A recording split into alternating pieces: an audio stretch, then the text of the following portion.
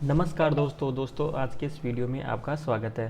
तो दोस्तों आज के इस वीडियो में हम आरपीएससी के द्वारा जो कृषि विभाग के लिए वरीय पदों पर वैकेंसी के लिए नोटिफिकेशन रिलीज़ किया गया उसके विस्तृत विज्ञापन के बारे में जानने वाले हैं। लेकिन दोस्तों आप हमारे वीडियो में आगे बढ़ने से पहले हमारे YouTube channel government job news को सब्सक्राइब कर लीजिए और साथ साथ में बेल आइकन को प्रेस कर लीजिए ताकि ऐसी ही एजुकेशनल एंड नॉलेजेबल वीडियो मिले आपको सबसे पहले। तो चलिए दोस्तों वीडियो शुरू करते हैं।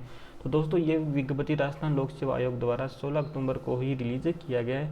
ये कृषि विभाग के लिए अनेक प्रकार के पदों के लिए निकाला गया है। तो यहाँ पर कहा गया आयोग द्वारा कृषि विभाग के लिए पद क्रमांक 1, 2 एवं 10 से 14 तक के पदों पर भर्ती हेतु राजस्थान कृषि अधीनस्थ सेवा नियम 1978 एवं राजस्थान अनुसूचित क्षेत्र हेतु राजस्थान अनुसूचित क्षेत्र अधीनस्थ लिपिक वर्गीय एवं और चतुश्रेणी सेवा नियम 2014 के अंतर्गत पद यहाँ पर आवंटित किए गए हैं। तो यहाँ पर अलग अलग पदों पर वैकेंसी निकाले गए, जैसे असिस्टेंट एग्रीकल्चर ऑफिसर NSA के लिए निकाला गया है, assistant agriculture officer SA, statistical officer है, एग्रीकल्चर रिसर्च ऑफिसर है, एग्रीकल्चर रिसर्च ऑफिसर है।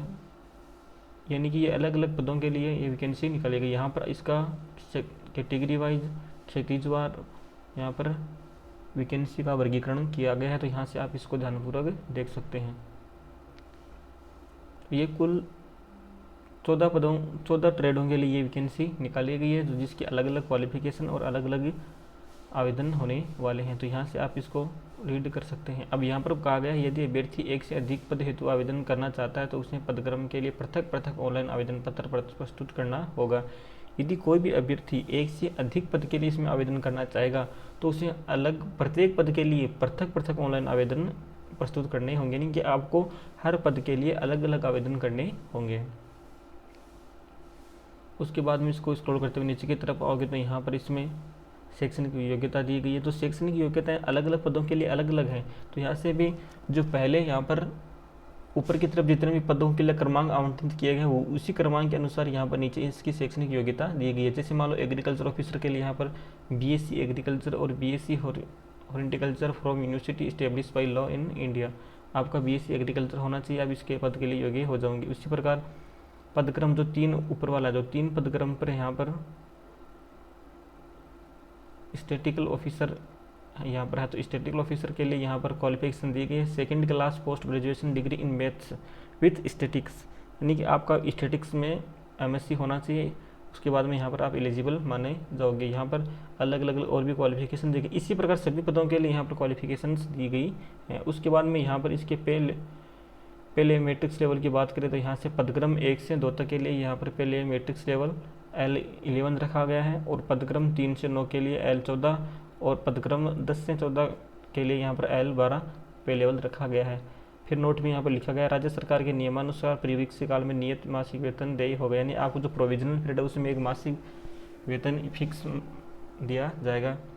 अब इसकी आयु सीमा की बात करें तो आयु सीमा नॉर्मली यहाँ पर 18 से 40 वर्ष रखी गई है, जो अन्य भर्तियों में भी यही रहती है।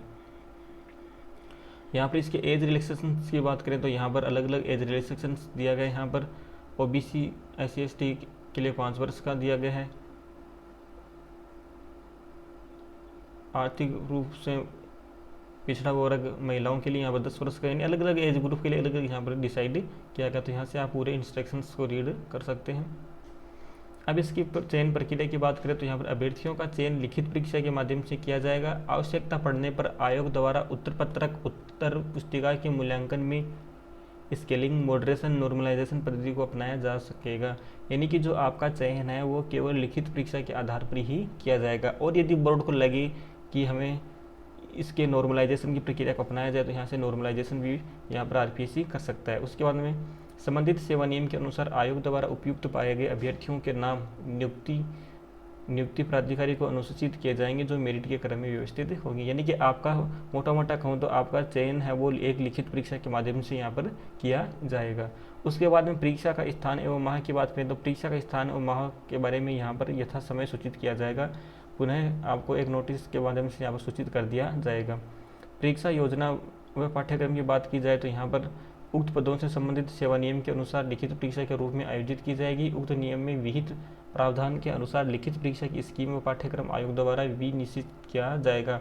परीक्षा वस्तुनिष्ठ रूप से ऑफलाइन ऑनलाइन दोनों से ली जा सकती है। परीक्षा का विस्तृत पाठ्यक्रम आयोग की वेबसाइट पर पृथक से जारी किया जाएगा, यानी कि जो पाठ्यक्रम है अभी अलग से जारी किया जाएगा। अब इसकी आवेदन तिथि की बात करें तो यहाँ पर 21 अक्टूबर से लेकर आप 19 नवंबर तक इसके ऑनलाइन आवेदन कर सकते हैं। आवेदन पर के लिए आप SSO ID से आपको आवेदन करना होगा, जो कि पूरे इंस्ट्रक्शंस यहाँ पर दिए गए हैं।